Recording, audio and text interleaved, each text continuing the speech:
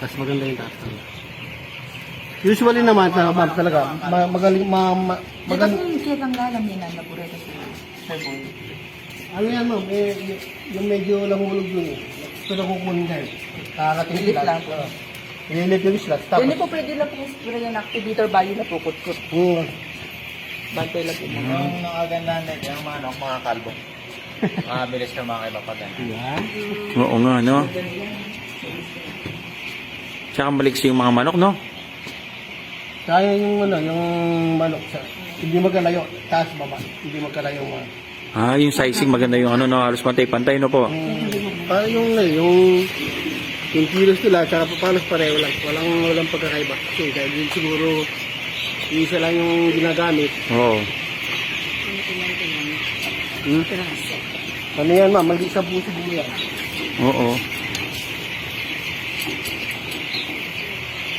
Ano yung gamit ninyong gamot dito, sir?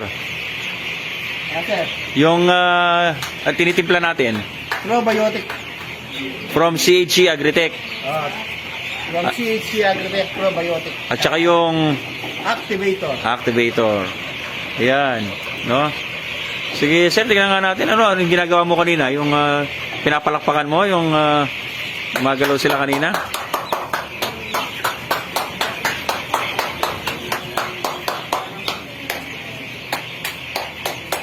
Yan po.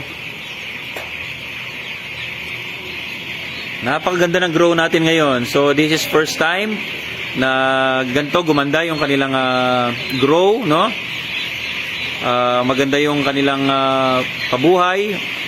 Konti yung mga namamatay everyday. Pagkatapos yung FCR mababa. Tapos maganda yung timbang. Mas maganda yung timbang nito kaysa dun sa baba, no, Sir Ron? Mas maganda yung timbang dito, no?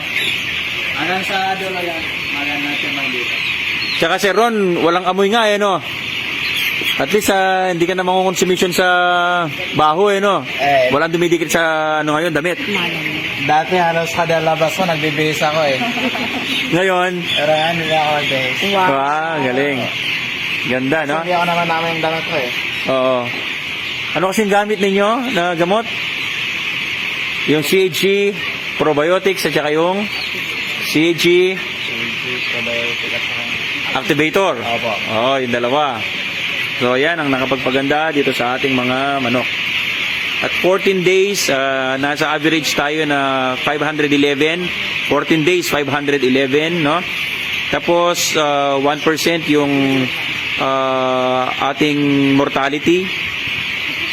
At saka yung FCR, mababa pa din hanggang ngayon, no? Saka yung ipot tuyo-tuyo kaya lang Oo, tsaka pansin natin yung imot, tuyo yung ipot, ano? Wala naman namin masyado at buksan pa yan. Oo. Oo, yan yung ipot, oh. Basa yung ano lang. Ano? Tsaka walang amoy yung ipot, tama?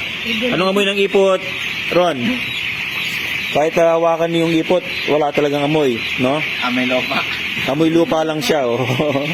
Tama, galing, ano po? So, Ron, so far, anong masasabi mo sa gamot natin? Maganda ba? Super quality. Oh, super quality pa, super ganda.